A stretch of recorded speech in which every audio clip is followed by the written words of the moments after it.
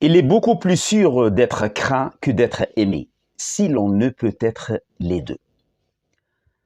Cette phrase qui a traversé les siècles est tirée du Prince de Machiavel, le 9e livre de notre série philosophique.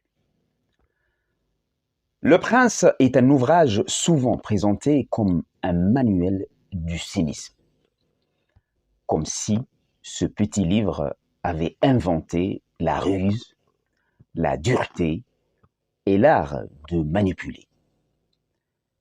Mais à le lire attentivement, on découvre autre chose. Un miroir froid tendu à la politique et à travers elle, à la nature même de l'homme. Machiavel part d'une idée simple.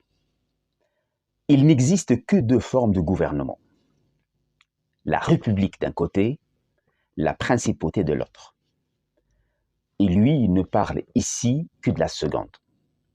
La principauté, le pouvoir d'un seul homme. Mais ce pouvoir n'a pas toujours la même racine. Il peut être héréditaire, transmis comme un nom, comme une coutume, comme une habitude du peuple. Ou bien, il peut être nouveau, arraché par la conquête, la rupture, la force. Et c'est ici que Machiavel se montre implacable. Le pouvoir ancien se maintient par la routine des cœurs.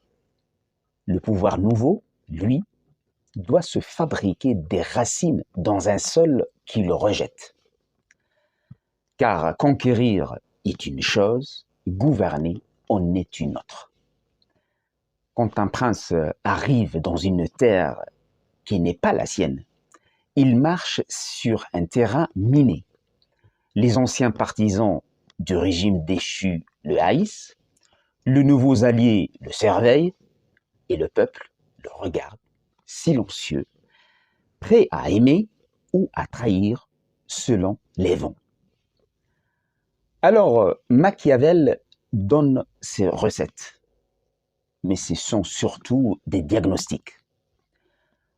Pour stabiliser un pouvoir neuf, il faut éviter d'humilier les vaincus, respecter les coutumes et surtout comprendre une loi terrible de la politique. Le souvenir de la liberté est une braise qui ne s'éteint jamais. Vous